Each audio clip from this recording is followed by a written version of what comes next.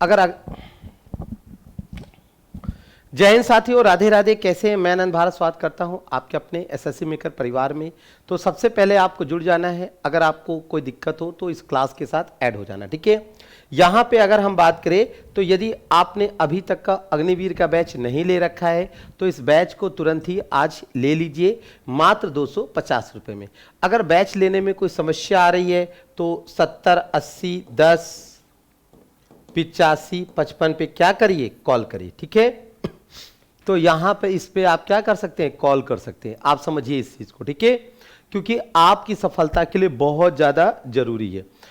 यहां पे आपसे क्वेश्चन कह रहा है माइक्रोलिथ का इस्तेमाल शुरुआती इंसानों द्वारा किया जाता था। माइक्रोलिथ का इस्तेमाल जो शुरुआती इंसानों द्वारा किया जाता था, आपको बताना है कैसे, है ना। सिक्के के रूप में, पत्थर के औजार के रूप में, या कपड़े या मिट्टी के बर्तन। देखो, माइक्रोलिथ यानी लिथ का मतलब क्या हो गया, पत्थर। लिथ का मतलब होता है बेटा पत्थर। लिथ का मतलब होता है पत्थर।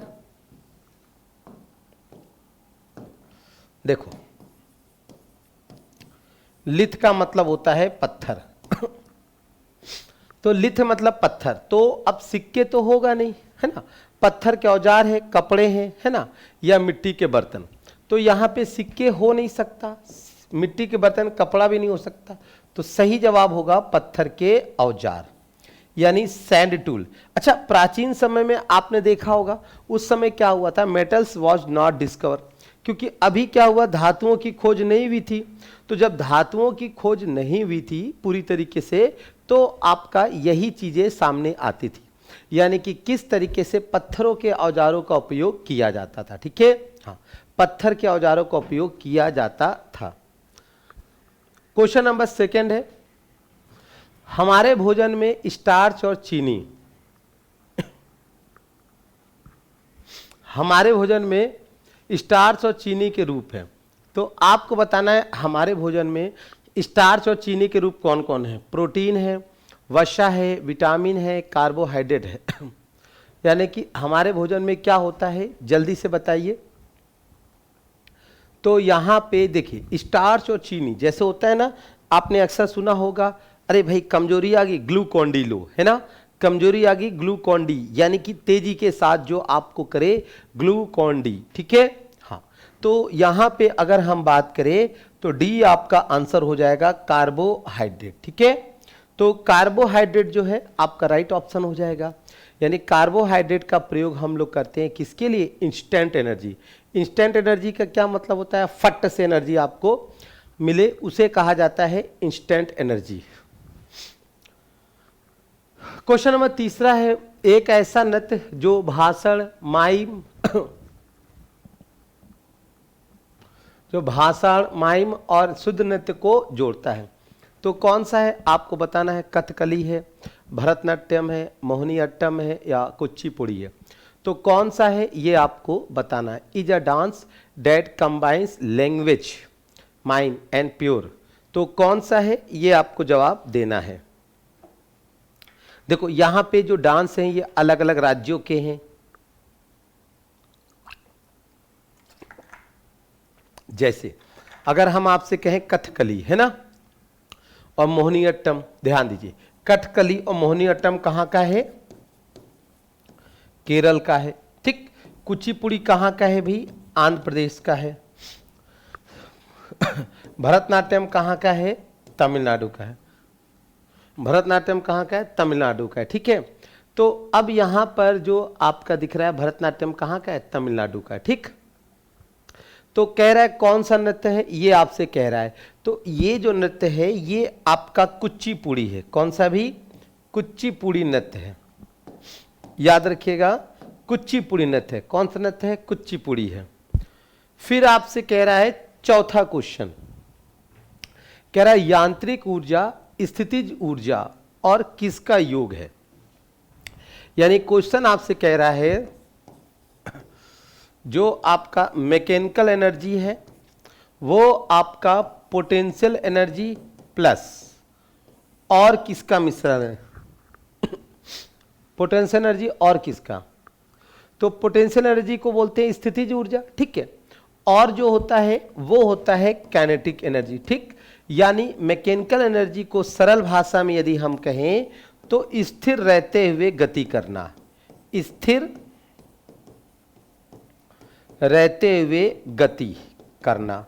अगर स्थिर रहते हुए गति की जाए तो उसे बोला जाता है यांत्रिक ऊर्जा, मैकेनिकल एनर्जी। अब जैसे क्या होता है, जैसे कि आपने देखा होगा पंखा, पंखा है ऊपर स्थिर भी है और स्थिर रहते हुए क्या कर रहा है, मूव कर रहा है ना, तो इसे कहा जाएगा क्या, आपका यांत्रिक यानी कि मैकेनिकल एनर्जी। ठीक है, तो यहाँ पे आंसर आपका क्या हो जाएगा, तो कैनेटिक है, सबसे ऊपर दे रखा है, तो कैनेटिक आपका सही जवाब हो जाएगा। ठीक, अब कैनेटिक एनर्जी का जो फॉर्मूला होता है वो होता है हाफ mv²। ठीक, इसी तरीके से जो पोटेंशियल एनर्जी होता है, potential energy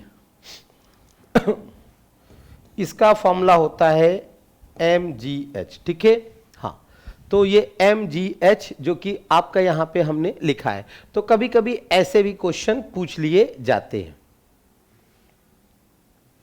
Indian super league या आईपीएल आप कह सकते हो, है ना, जैसे आईपीएल भी इस समय चल रहा है, तो आईपीएल एक अलग है।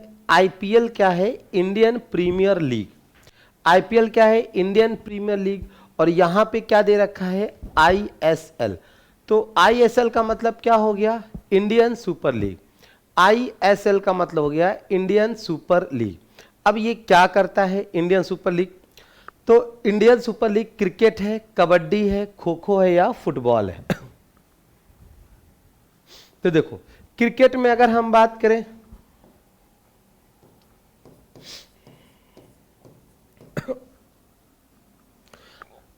आईपीएल,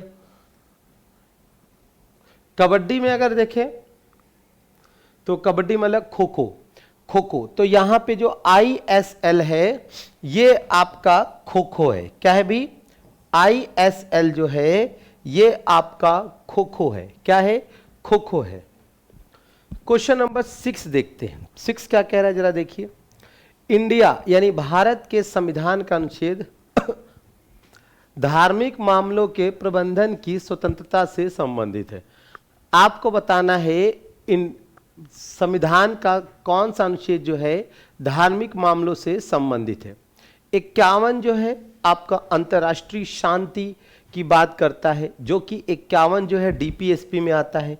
किस में आता है, डीपीएसपी में आता है ना, अंतर्राष्ट्रीय।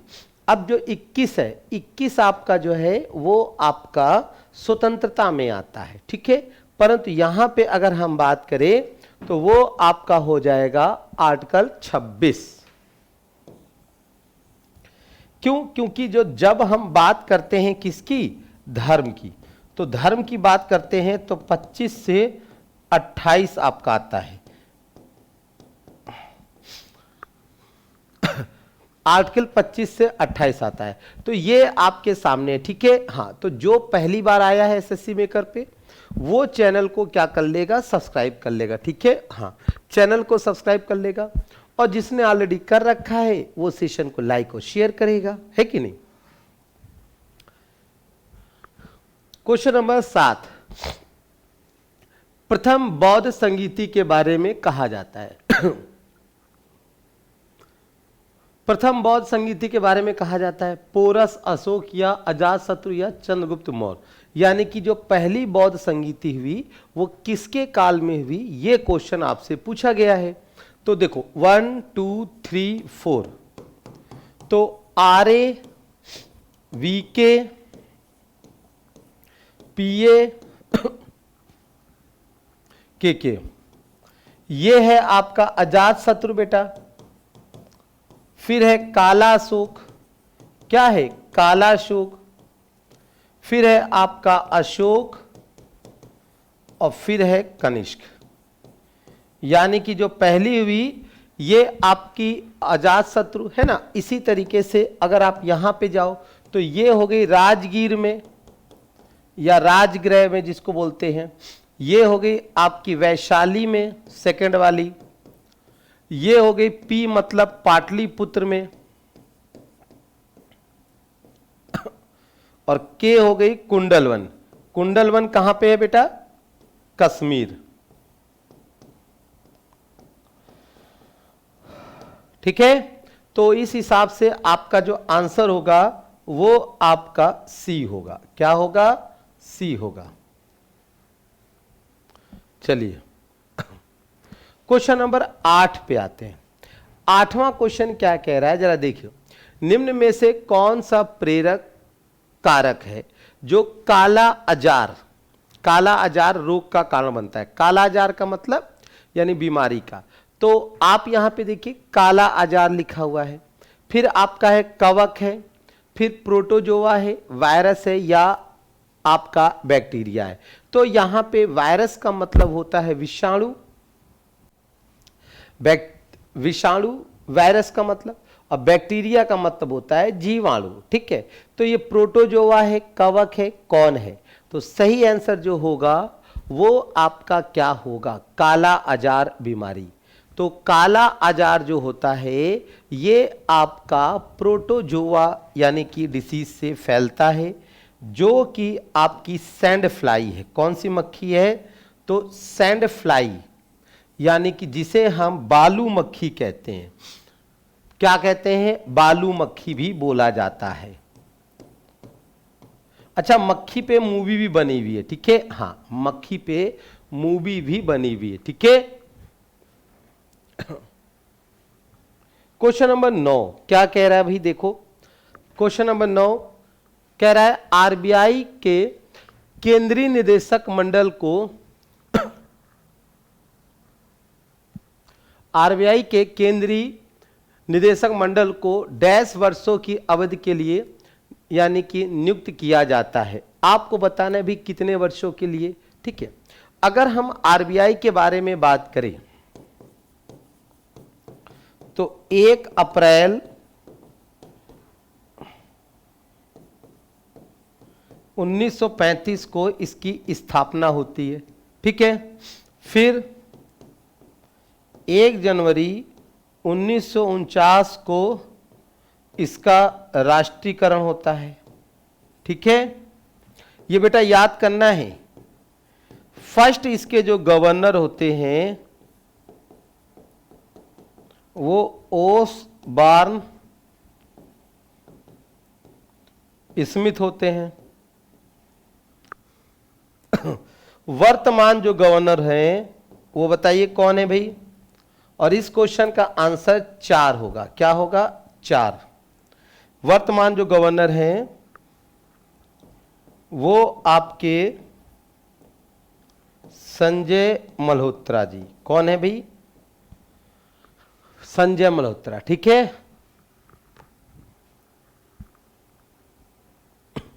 क्वेश्चन नंबर 10 है भलारी के लोकप्रिय लोक गीतों में एक है जिसे किसान अपने खेतों में काम करते हुए गाते हैं। लोक गीतों में एक है, आपको बताना है ये कौन सा ऐसा गीत है जो कि आपका गाया जाता है खेतों में काम करते समय, और कहाँ के लोग गाते हैं। देखो यहाँ पे जैसे राजस्थान है, तो अब ये आपको हरा हरा दिख रहा है, तो ये तो धान है, और आपको अच्छे से पता है कि राजस्थान में तो ज़्यादा हो नहीं सकता। ठीक है, तो राजस्थान तो इसका आंसर लग नहीं रहा है। बात करते हैं हिमाचल प्रदेश। हिमाचल प्रदेश भी आपको नहीं लग रहा है ना। अब बिहार और महाराष्ट्र। ठीक है, तो बिहार में अलग गाया जाता है, तो सही आंसर क्या हो जाएगा? तो आपका महाराष्ट्र हो जाएगा। क्या हो जाएगा? महाराष्ट्र। अब यहां पे हम सबके सीएम बात कर लेते। राजस्थान के सीएम जो हैं वो हैं भजन लाल।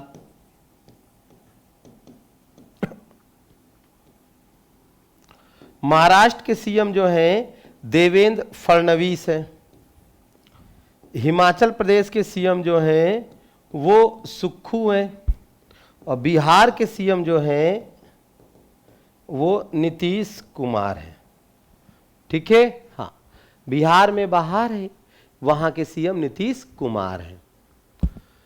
क्वेश्चन नंबर 11 कह रहा है भाई, 11 क्वेश्चन क्या कह रहा है? सम्राट अशोक ने निम्न के बाद यानी बौद्ध धर्म को अपनाया। तो आपको बताना है कौन सी लड़ाई के बाद अपनाया था।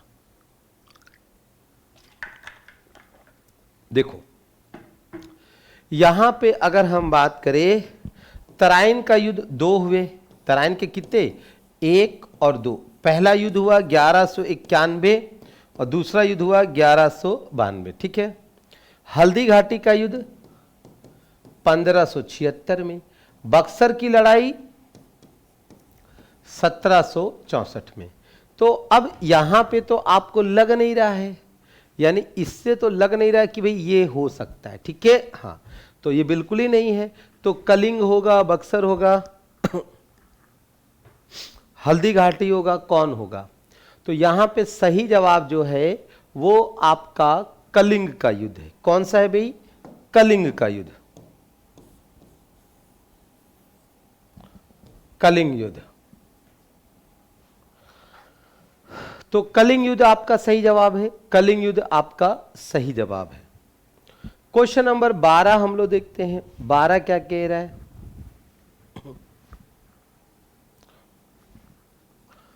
गंभीर है, थाली है और जन्ना है।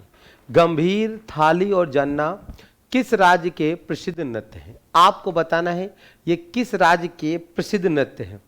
पंजाब है, पश्चिम बंगाल है, तमिलनाडु है या यूपी है?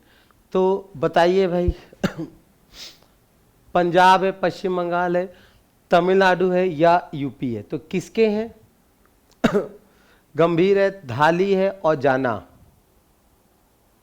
यहां पर एक बार सबके सीएम हम लोग देख लेते हैं। जैसे पंजाब के सीएम जो है भगवंत मान है। कौन है भी? भगवंत मान है। ठीक है। वेस्ट बंगाल के सीएम ममता जी हैं। तमिलनाडु के सीएम स्टैलिन है। यूपी के सीएम योगी जी हैं। ठीक है, हाँ भाई, सब में सी लगा दो, भगवंत मान जी। ठीक है, ऐसा नहीं है कि नहीं लगा सकते हो, लगा दो।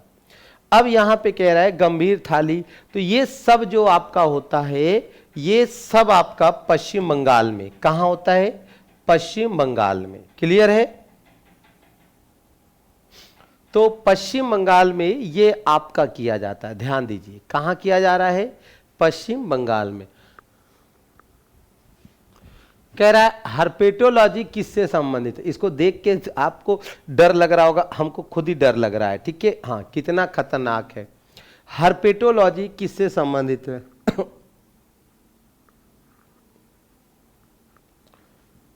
मछली के अध्ययन से, कीड़ों के अध्ययन से, सरीसृप और उभयचरों के अध्ययन से, या आपके पक्षियों के अध्ययन से। तो हर्पेटोलॉजी किससे रिलेटेड है आपको बताना है। ठीक है, हाँ, हर्पेटोलॉजी। देखो यहां पे आपको सभी क्या दिख रहे हैं? सभी आपको क्या दिख रहे हैं बताओ? जैसे मेढक है, उभयचर आपका है ना। इसी तरीके से आपको छिपकली दिख रहा होगा, है ना। इसी तरीके से आपको जो कह सकते केचुआ नजर आ रहा होगा। ठीक है, तो पक्षी तो इसमें नजर नहीं आ रहा है। ठीक, और मछली आपको नजर नहीं आ रही है। तो जब पक्षी और मछली नजर नहीं आ रहे हैं तो ना पक्षी हो सकता ना मछली हो सकता, कीड़े हो नहीं सकता। सही जवाब क्या है? सरीसृप और उभयचर। क्यों? क्योंकि भाई देखो, मेढक आपको समझ में आ गया होगा कि मेढक क्या है? एम्फीबियन है। मेढक क्या है? एम्फीबियन है। इसलिए बताओ समझ में आ गया कि नहीं आ गया?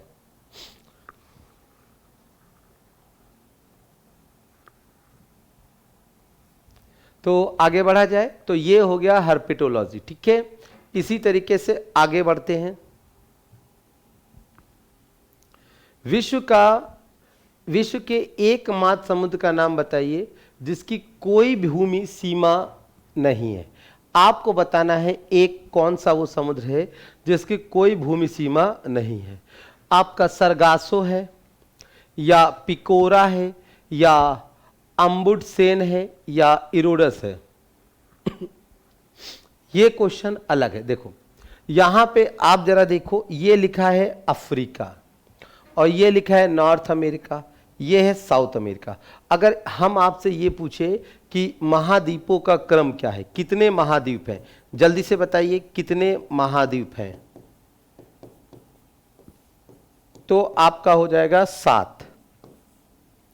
क्रम पूछा जाए तो आप कहोगे एशिया, अफ्रीका, फिर कहोगे नॉर्थ अमेरिका, फिर कहोगे साउथ अमेरिका, फिर 5वां कहोगे अंटार्कटिका। क्या कहोगे? अंटार्कटिका। 5वां जो कहोगे अंटार्कटिका, ठीक। 6ठा आप बोल दोगे यूरोप और 7वां आप बोल दोगे ऑस्ट्रेलिया, ठीक है। इसी तरीके से जो ये महासागर होते हैं, महासागरों से रिलेटेड क्वेश्चन आता है कि इनमें यानी कि कौन सा सबसे यानी कि आकार में, क्षेत्रफल में जिसमें पानी है वो सबसे ज़्यादा है। तो इसकी ट्रिक होती है पैसा, ठीक है। हाँ, पैसा। क्यों पैसा पैसा करती है ना, पैसे पे तू मरती है। तो क्या होती है? पैसा। पैसा मतलब ये हो जाएगा प्रशांत महासागर, ये हो जाएगा अटलांटिक महासागर, ये हो जाएगा इंडियन ओशन हिंद महासागर, ये हो जाएगा दक्षिण चीन सागर और ये हो जाएगा आर्कटिक। ये यानी कि तरीका है पैसा। तो ये आपके महासागरों के आकार हैं। अब दिए गए क्वेश्चन के अनुसार अगर हम बात करें तो ए ऑप्शन जो है वो करेक्ट है, ठीक है। हाँ, सारगोशो। ध्यान दीजिए, सारगोसो सागर जो है ये कहाँ पड़ता है? तो ये नॉर्थ अटलांटिक यानी उत्तरी अटलांटिक। अब अगर अटलांटिक आप देखो तो बेटा नॉर्थ ऊपर है, साउथ नीचे है, तो ये इस तरीके से है, ठीक है। तो आगे हम आपको बताएंगे कि इसका आकार जो है वो एस की तरह है। कैसा है? एस की तरह है। तो समझ में आ गया कि नहीं आ गया? ठीक है। तो थोड़ा सा कठिन क्वेश्चन था पर कोई दिक्कत नहीं। दूसरा, सारगोशो जो है यहाँ पे नाम क्यों है? क्योंकि यहाँ पर एक घास पाई जाती है जो कि आपकी सारगोशो है। और ये घास कैसी है? ये घास गर्म है। कैसी है घास? गर्म है। याद रखिएगा, फिर से सुनिए, ये घास कैसी है? गर्म है, ये उष्ण है, इसलिए यहाँ का पानी गर्म है। क्वेश्चन नंबर 15 है, पारंपरिक रूप से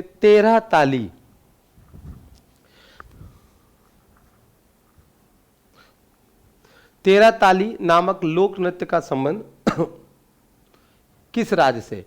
आपको बताना है पारंपरिक रूप से 13 ताली नामक लोक नृत्य का संबंध निम्नलिखित में से किस राज्य से? राजस्थान है, महाराष्ट्र है, असम है या तेलंगाना है? तो किससे संबंधित है आपको बताना है 13 ताली का। राजस्थान है, महाराष्ट्र है, असम है या तेलंगाना है? तो किससे संबंधित है 13 ताली का संबंध? राजस्थान, महाराष्ट्र, असम या तेलंगाना? तो अक्सर आपने सुना होगा, ठीक है। जैसे महाराष्ट्र के जैसे कई है, जैसे लावड़ी है, तमाशा है, रंगोली है, ये आपके महाराष्ट्र के हो गए, ठीक है। इसी तरीके से असम के क्या होंगे? जैसे बिहू, तो बिहू में भोगाली बिहू, ये बिहू, वो बिहू, 7 प्रकार के आपके बिहू होते हैं। पर इस क्वेश्चन का जो आंसर होगा वो आपका ए होगा। क्या होगा भाई? ए आपका राइट ऑप्शन होगा, ए। तो ए आपका राइट ऑप्शन है। तो इस तरीके से ये सेशन यहां पे समाप्त हुआ। उम्मीद करेंगे कि आपको चीजें समझ में आई होंगी, ठीक है। तो अब आपको बताना है जल के उपचार या शुद्धि के लिए अगर हमको वाटर प्यूरिफायर करना है, जल को शुद्ध करना है, तो कौन सा तरीका हम लोग आजमा सकते हैं? पोटेशियम का, मैग्नीशियम का, क्लोरीन का या लेड का? तो इस क्वेश्चन का जवाब आप लोग कमेंट बॉक्स में दीजिएगा। कैसा रहा सेशन आप लोग को बताना है। और कल से आपकी क्लास लाइव होगी, परेशान नहीं होना, ठीक है। हाँ, कल हम लाइव मिलेंगे। तो इतना ही नहीं, अगर आप में से किसी ने अग्निवीर का बैच अभी तक नहीं ले रखा है तो आप देर मत कीजिए, आज ही अग्निवीर के बैच को ज्वाइन कीजिए। 70 80 10 85 55 पे कॉल कीजिए। और यदि आपको कोई समस्या हो तो आप यानी पी यहाँ पर क्या कर सकते हैं? पूछ सकते हैं, ठीक है। हाँ, कोई भी XYZ समस्या हो। दूसरा, अगर हम बात करें, रोज सुबह 6 बजे और शाम 6 बजे आप क्लास को कंटिन्यू कर सकते हैं। तो रोज सुबह 6 बजे, शाम को जुड़िए बेस्ट के लिए। तो आज के सेशन में बस इतना ही, फिर आगे मिलेंगे। तब तक के लिए हमें दीजिए इजाजत। जय हिंद, जय भारत।